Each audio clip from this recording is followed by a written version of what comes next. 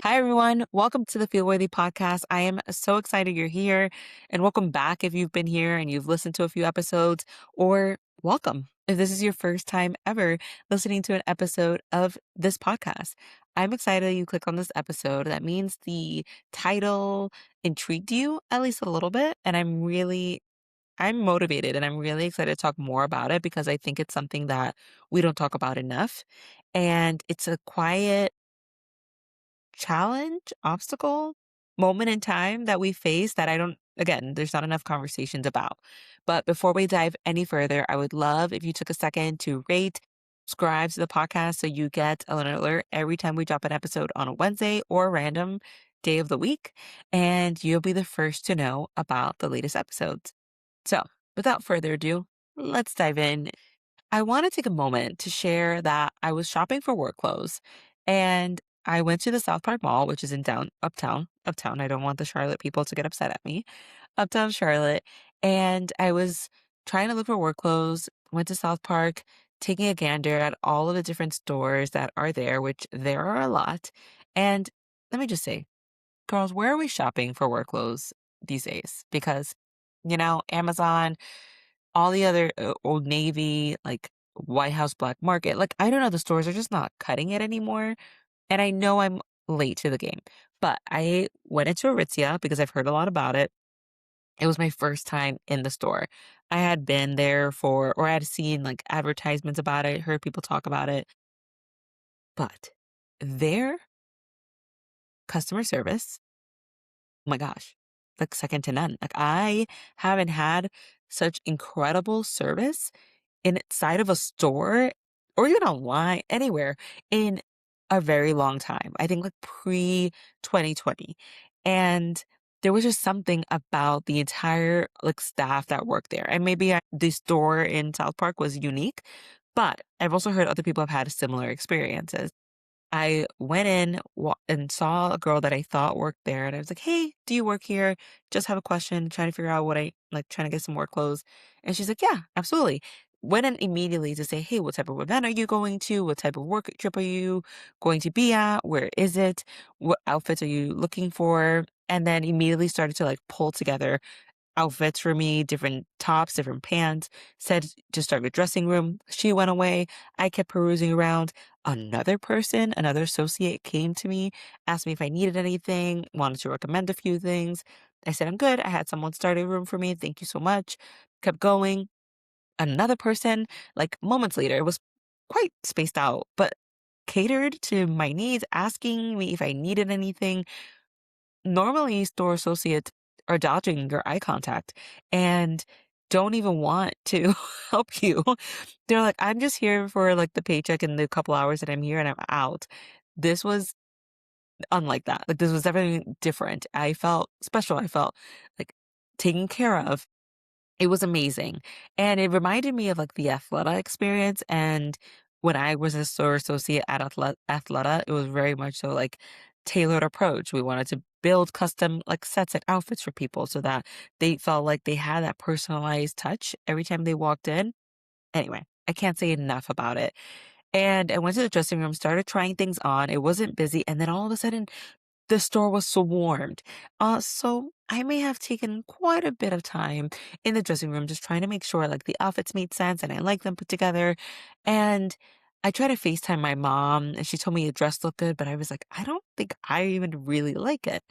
And I was looking for other people to kind of survey about different outfits.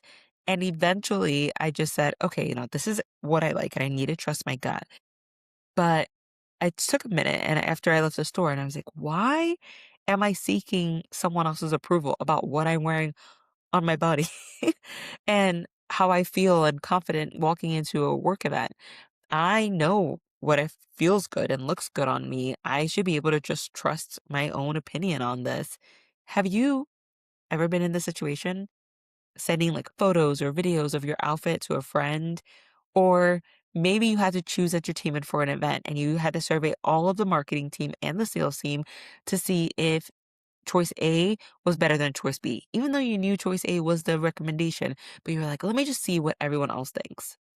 Or maybe you're sitting in a planning meeting and you know the answer. You want to speak up, but you're waiting around, you're looking around for someone else to say the answer first, and then you're like, "Ah, I was gonna say that." Maybe another situation is like you delegate to a vendor, but then you start to type the message and you're like, "Okay, I have to delegate this. I should delegate this." You're typing, and then you're like, "Ah, delete. I can take care of it myself. No big deal. I don't want to be difficult." Any of this sounding familiar, ringing a bell to anyone? I know one of these situations must have landed, unless you're off this podcast episode and you're onto something else. But if you're still here, that means this episode is resonating and it's landing so far, and we're just a few minutes in. So it's for you. It's if you've ever felt like you know you're capable, you can make a decision, and you're competent, you're trusted by everyone else, but you still sometimes second guess yourself. That is what this whole episode is about. Self trust is honestly the most underrated leadership skill there is. If I can challenge you just a little bit, and I know we're starting off this episode really strong, I had quite a bit of coffee today, but nonetheless, this is one of the biggest differentiators between the event professionals who stay stuck in execution mode and those that move on to become strategic event leaders who shape the vision, who understand what it's like to communicate effectively, the business impact, and are zooming out at 100,000 feet, understanding the full vision, shaping it, and then being able to have the seat at the table. If you feel like you've been in execution mode for a long time, this may be a reason why you're still there. But it is very possible to get out of that and move in to the strategic vision that you're desiring. And if you don't want that, that is okay. If you're just here for kind of just being seen, understanding more about how to stop second guessing yourself and get into just owning your decisions, then stick around. There's more for of this episode for you. But if you do want to be more of a strategic leader, you have to start with trusting yourself. But let's normalize this up a little bit, okay? Because it's not all doom and gloom. When I talked about normalizing it a bit, I want to just frame us into the event pro mindset, right? You've been known as the reliable one, the one who gets things done. You handle it. We're the Olivia Popes of the event industry, right? You hold it all together, and you are probably rewarded for always being reliable, right? Like, reliable is probably one of your top five strengths. So I'm sure you were praised for getting it all done, anticipating needs, and carrying the load, but no one taught you to build internal reliability, right? I'm guilty of this. I'm really great at self motivation at work. I can do that all day. But when it comes to going to the gym, oh, I would love a team. I love a class. I love having that accountability with like the 5, 10, 20 other people in the gym and working out all together. So I get it. My husband is one of the people that can go work out and no one has to tell him anything. He can go by himself. He can go for an hour and a half, 2 hours, and he is killing it in the gym. I'm here. Like, can we do the workout together? So I get it. You're not alone in this, but you have to be able to feel trustworthy to yourself. And that's the gap, right? I really want to ask, when did you stop trusting yourself? Can you think of that work situation where you were doing all of the things and then all of a sudden you're freezing up on this one part because I know it has to be done perfectly or the decision has to happen in this way. Was there a leader that knocked down your confidence? Was there a performance review that went poorly that you're like, how am I going to recover from this?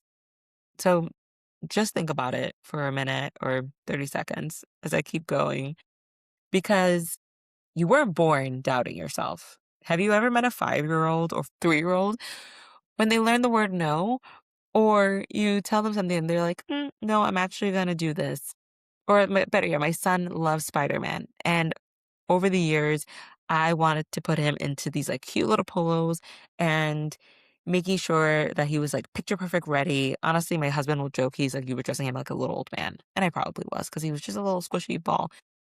I digress. Over the years, he started to want to wear graphic tees. And I would ask him, would you wear this solid blue shirt? And he's like, ugh, gross. No. And I would try. I would, like, still try to put it on him, and he's like, "Get this off of me." So, no one knows what they want, like a 5-year-old or 4-year-old that is obsessed with Spider-Man or Disney princesses or K-pop demon hunters because they are going to tell you.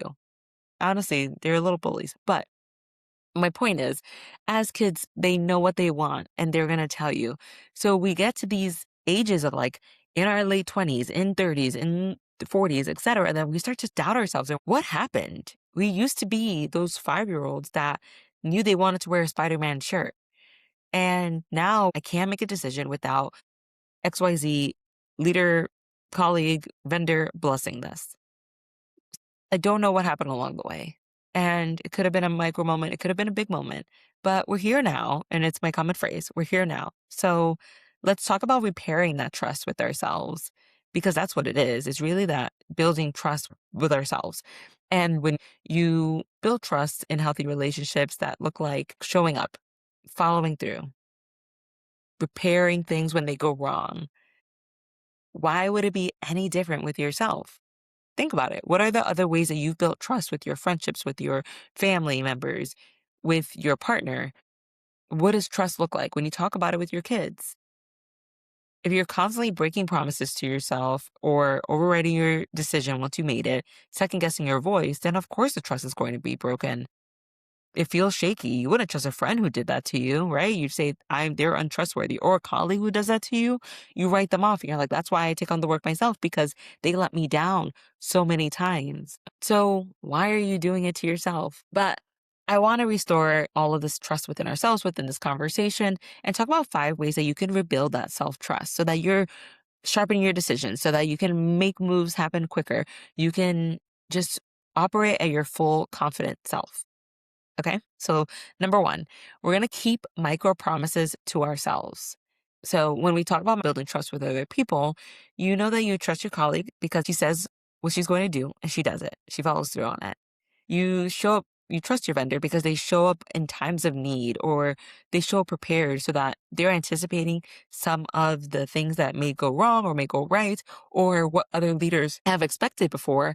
So, you're like, I can trust you because you show up when I need you to. Trust is built through consistency and through those small moments that don't feel big, but you're like, I feel like you have my back. And the same applies to you. Do you say, I'm going to shut off at 5, but then you're actually shutting off at like 6 o'clock, 6:30? Or you say, I'll delegate. And then, the workload comes back and your to do list is yay long. Or you'll say, "I'll apply for the job." And then days go by and the job is suddenly closed on LinkedIn and you're like, okay, well, I'll get the next one. And then the next one comes and then you still don't apply for the job. And you're like, but I need to get out of this work situation. I need to go to another work. I need a better company. I need a better position.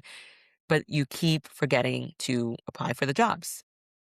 Or maybe you say, I'll speak up and then you don't. Your internal trust account takes a hit every time. Think of it like a bank account. You start with $100, right? You're like, I'm 5 years old. I- I'm fully trusting myself. These are the decisions I want to make. I want to wear this shirt. I'm going to do this, this, and that. Great. As you start to get older, as you just are in these different work situations, and you start to disregard the decisions that you made, the promises that you made to yourself, the bank account is continuously withdrawn. Okay. And now you're in your mid 30s and you're like, I am depleted. I am at negative $556 million. dollars. How did we get here? Yeah, that's how the bank account feels, but that's how your nervous system feels. It can't trust you anymore. You need small follow throughs to get to building that trust, to feeling that level of confidence. So there's a concept. All these books I have, I'm like, let's show them off a little bit more. So if you're on YouTube, you can see this. I'm holding the Atomic Habits book. If you're on listening to this while you're driving, just letting you know, narrating what I'm doing. But there's a concept in the Atomic Habits book by James Clear that talks about every action is a vote for the type of person that you want to become. And I think the same thing applies to self trust. Every time you follow through on what you told yourself you'd do, you build confidence that you have that trust. You're building that muscle within yourself. Self trust grows when your action matches your words, right? We talk about all the time when the guys are picking you up for a date and or not even just picking a date, you're dating, you're like, his actions so match what he says he's gonna do. He says one thing, he calls me on the phone, calls me babe, loves me, and then won't take me out to dinner or won't actually follow up on a fun date. So there's an imbalance there. Same thing with external people, applies to yourself. Show up the way you want to be treated. Okay, book down. Let's go into number two. Okay, number two. So we're going to regulate before we react. And I've talked about regulation on other episodes, and I'll do a deeper dive on the topic of like nervous system regulation. But let's break this down clearly for the purpose of this episode. Your nervous system has two main states in leadership. There is regulated, where you're calm, you're grounded, you're thinking clearly, or there's dysregulated, where you're tense, you're defensive, you're anxious and reactive. Okay, so regulated, dysregulated. When you're dysregulated, your brain shifts into protection mode. That's when you start second guessing, over explaining, looking for reassurance, and avoiding decisions. Okay, makes sense? So you may get a bit more sharp in your tone or you completely shut down. Everyone reacts a little differently. So just take stock in how you're feeling when you're dysregulated. It's not always that you don't trust yourself. It's sometimes that your body just feels unsafe and it's looking for that certainty. Regulating your nervous system simply means bringing your body back to a calm state so your thinking brain can get back online. And it doesn't have to be complicated, okay? One way you can regulate yourself is before you respond to a tense email where you feel like you have to react, take one slow breath in for 4 and then exhale for 6. Or before you speak in a meeting, press your feet firmly on the floor, drop your shoulders, unclench your jaw, and take a big exhale. And if your heart is racing, one of the things I love to do is naming things within all 5 senses. So 5 things you can see, 4 things you can touch, 3 things you can hear, 2 things you can smell, and 1 you can taste. It helps to ground yourself and center yourself before you dive into other activities. These ideas, these tips and tricks are helpful for when you want to make sure your body is regulated, especially when you're in the height of a moment or you get an email that's frustrating or someone tells you what to do and you're like, instead of reacting immediately, try one of these things, okay? Because a calm body leads to clear thinking, which leads to further confident decisions. And self-trust is much easier when your body feels steady. Okay, number 3. Oh, my favorite. So we're gonna stop outsourcing our decisions. Remember the Aritzia dressing room situation? Okay, before we pull the group chat or ask the ladies in the dressing room about the outfit, or you start to like message your Slack boss, like, is this your Slack boss? Before you start to like write to your boss on Slack and ask them for their opinion, or ask someone else what they do, just take a second. Okay, pause. Ask yourself, what do I think? What would I do next? What feels most aligned right now based on everything I know, based on all of the information I have at my disposal? If no one responded, if my boss was out of office, if my colleague was nowhere to be found because I'm in the office alone, what would I do? How would I choose? And this is a totally not related moment in terms of like events, but my husband and I went to our anniversary date a couple months ago. And spontaneously, we decided we were going to get tattoos. I have a Pinterest board of ideas that I've saved along the way because I'm like, oh, okay, whenever we're ready to pull the trigger, I go by myself or with a friend, I have ideas. But in that moment, I was like, oh my gosh, which one do I choose? Do I start texting my friends? We didn't have a lot of time because we had to go pick up our son in an hour or so. So I finally just decided this is the one I want and I placed it and I was like, oh, it looks good. I feel good. And honestly, I cannot stop staring at it. I love it. It's on my wrist. And tattoos may not be for everyone, but I also was like, you know what? What's the worst that happens? I have to remove it in a few years. Pete Davidson just removed all his tattoos. I can too. So I love it though. And I'm excited. I'm so happy I trusted my gut with it. It's funny because in Emma Greed's book, she talks about this really scientific theory. And she goes, you know what it is? Vibes. I trust the vibes. And I was rolling in my chair about it because I was like, yes, sometimes it is just trusting your intuition. And You don't have to seek counsel for everything. Don't abandon yourself before you just begin. Strategic leaders don't even have the luxury of waiting for that constant reassurance. They have to move. Some situations are quick and you have to make it, you've been on site. You have to make the call quickly and go. And at some point, you become the person others are looking for direction from. So if you don't trust yourself, you hesitate in the moments that require conviction. Hesitation impacts your strategic value. It impacts your executive presence and your influence. So we're going to stop outsourcing our decisions. Number 4 is that we decide, then gather data. Okay. So instead of wincing about the decision and hesitating, make it and then observe. Gather the data, see what happens, use it as an experiment. Obviously, don't do it with a $10 million budget, but do it with the micro moments, like choosing the menu, seeing if anyone reacts of like, oh, I wanted a specific type of food, or maybe they really loved the choice that you made, or the entertainment, or the production, like lights and the colors that were chosen on stage. So making decisions are reversible. The tattoo is reversible. We can change things out, but your brain and body treat them like they're permanent and like they're going to go on a permanent record, which is honestly being a child and having a permanent record probably did that to most of us. But it's not permanent. It's not fixed. Everything is able to be changed or refined. Choir and being in a strategic leadership requires a sense of a level of ambiguity. Just fact. Sometimes you don't know all of the answers and you have to just make a move. So event professionals who rise into leadership learn how to make the call, adjust as needed on the spot, and move forward without spiraling. You don't build self-trust by waiting for certainty and just like holding on tight. You build it by proving you can adapt. What if this isn't about making the perfect decision, but about making a decision and also making a decision that you think is right? So if you want to move into this next level, you have other people watching you.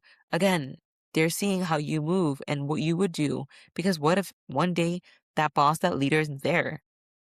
It's game time and you got to show up. So when you're making these decisions, just think, I can handle the outcome. I can handle it no matter what comes my way. And last but certainly not least, I've talked about this before, build evidence, create a win book, write it down the moments where you made a decision and the whole house did not burn on fire. Or you made a decision and actually it turned out really well. You need to start building the habits. And at one point, you're going to write them in your phone, you're going to write them on a notebook, and then you won't need it because you're going to build that muscle to the point where you're like, I trust myself. I got this. I can figure it out no matter what happens. Your brain remembers failures loudly. It forgets the wins, right? The negative usually outweighs the positive. So creating that win book, creating that evidence shows that you have done it before and you can do it again. Okay. So let's land this plane. You spend so much time building trust with other people, with clients, with your teams, with the vendors, with the attendees. I want you to, I want to challenge you to consider, am I building or breaking trust with myself? Leadership isn't just about how others experience you, but it's also about your relationship with you and you knowing yourself enough to know you can handle whatever comes your way. Even pros are the most resilient people I know. There are just times where we lose our way just a bit because there's, you know what, life happens. Things knock us down a peg. They interfere with our confidence and the way we perceive ourselves. But that doesn't mean that you're not a badass or that you haven't done incredible things. It's just about getting back on the horse and flexing this muscle again and again and again. So, if you're still here, if you've enjoyed this episode, I'd love if you share it with a friend. Let me know that it resonated with you. You can click the send fan mail, send us a text message or a voicemail. That link is in the show notes. You can drop a comment if you're on YouTube or email me if you prefer. I really will take feedback in any which way. Or DM the Feel Worthy podcast on Instagram. You can find us there. There is a TikTok, but we haven't done much with it. We're going to work on that. So I would love to know how this landed for you. Did it motivate you? Do you feel like you can start trusting yourself again? Have you had those moments where you're like, I don't know what to do? One moment I remember, we took a group picture and I felt uneasy because I was like, do I keep 100 people together waiting in front of this wall for a couple people to show up, they were very important people, or do I like, what do I do? So I went to ask my boss and she's like, no, it's your call. And I was like, now is the time you want me to make this call? It was fine. I ended up deciding to keep everyone there because wrangling 100 people in 10, 15 minutes was going to be near impossible. So they waited, and eventually the executive leadership team showed up, and the picture was taken, and everyone was able to move on. It felt like it felt like years for me. I'm sure for everyone else, it also felt like a long time. It was at least 10, 15 minutes, but it happened.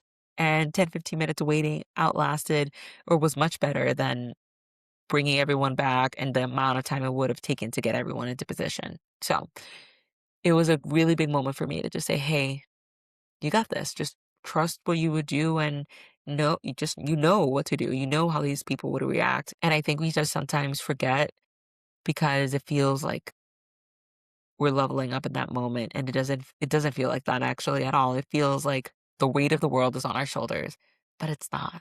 It's a small moment. You'll grow from it, you'll learn from it, and then you'll just keep going. So I just want to leave you with that story. If anyone's ever been there, let me know. But I hope you feel worthy today and every day. And I will see you on the next one. Bye, guys.